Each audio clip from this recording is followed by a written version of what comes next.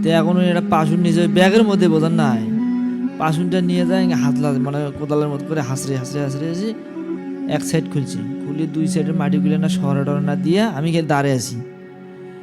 তো এখন কবরস্থানের যে খেজুরি গাছ মারে, তো উনি হলো উঠলে সব উনি খুলছে, আমি বলাই নেই। আমার কাছে এটা ধরে তুলো, কয় না আমি তুললে পাবো নাই। এখন উনি হলো সুরে টুরে এটা ওটা হাবি যাবি কয়, আমি তুলছি, তুলে সব মাটি আলাদা না করে ওই হাতলাগুলো তুলছি, তুলিয়ে অর্ধেক হাতলা তুলছি, পুরোটা তোলা লাগে নাই, সামন সাইডটা তুলিয়ে মানে হাতলার মাটি সরাতে ওই কবরের ভেতর থেকে শব্দ আসে, শুনশুন শব্দ, শুনশুন শব্দ। সাইডে দেখা যায় ফির ক্যাতকুত শব্দ শোনা যাচ্ছে। তো এরকম শুনি তো আমার মনটার মধ্যে ভয়েতে আতঙ্ক লাগিয়েছি যে এটা কি ব্যাপার স্যাপার, মানে গ্যাংরা বার লাগছি। ফির শোনা যাচ্ছে মানে এমন একটা আওয়াজ করতেছে, আমার ভয়েতে টুটিমুটি শুকিয়েছে। আমি বলি মামা আমার তো ভয় লাগতেছে, আমি থাকতে পারতেছি না। হচ্ছে না তুমি কাবলে বলি করো, তুমি চুপ করে থাকো, মানে আমাকে এইভাবে সাহস দিচ্ছে আরো। তো আমার তো ভয়েতে মনে করেন টুটিমুটি শুকিয়ে গেছে। তা আমাকে বললো যে তুমি কখনো ভয় করবে না, আর তেল দিন ফেলে দিবা না, যেদিকে একটু আওয়াজ শুনবে ওইদিকে একটু তেল এঁকে হাত দিয়ে হলে ছিটে দিবে। দেই কালা আন্দাজ দেখা যাচ্ছে, কোনো পাশে চায়া দেখলে সেরকম মানুষ এটা বল থেকে উঠে পাওয়া যাচ্ছে না, এর অবস্থা। তো উনি নিচে নামছে, নিচে নামলেন? হ্যাঁ, নিচে নামার আগে ওই হাতলা আর তালাইগুলো যে শরৎ হয়েছে, ওই তালাইগুলো আবার চটকে চটকে আসে বারবারই। হ্যাঁ, ফরফরকে চটকে চটকে আসে। আপনি সাইডে দাঁড়িয়ে আছেন? আমি সাইডে দাঁড়িয়ে আছি। দাঁড়িয়ে থাকাতে আমাকে আর ভয় লাগতেছে, চটকে চটকে উঠতেছি, এটা কোন ব্যাপার।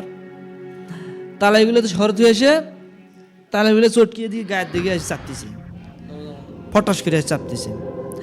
তখন আমি তো ভয়েতে এইভাবে দৌড় মেরে ধরি, দৌড় মেরে মনে করেন কিছু তো যাই, হয়তো ভাই দৌড়ন না দৌড়ন না, দৌড়ালে বিপদ, দৌড়ালে বিপদ।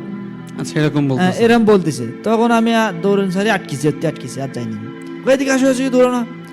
এই যেদিকে মানে তালাইগুলো আসতেছে এইদিকে, তুমি হলো ওই যে একটু তেল নিয়ে ছিটে দাও, এরকম ছিটে দাও। আচ্ছা, ওই যখন একটু ছিটে দিলাম, একটু থামলো। থামার পর ওই লোক যখন আমার মামা শ্বশুর যখন আবার কবরস্থানে ঢুকছে বা ঠ্যাং নামে দিছে, ঠ্যাং নামে দিয়ে আর কি সাপারাতে হচ্ছে, হুট করে ফিরে আবার তালাই উঠে যাচ্ছে।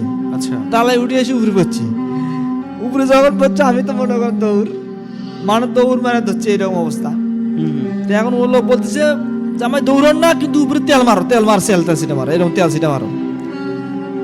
হ্যাঁ, তেল ও লোক তো ওই তালাইটা যখন পড়ছে তখন তো আন্ধার হয়, আরো নিকেশ করার না হয়ে গেছে, কয় তেল সিটা মারো।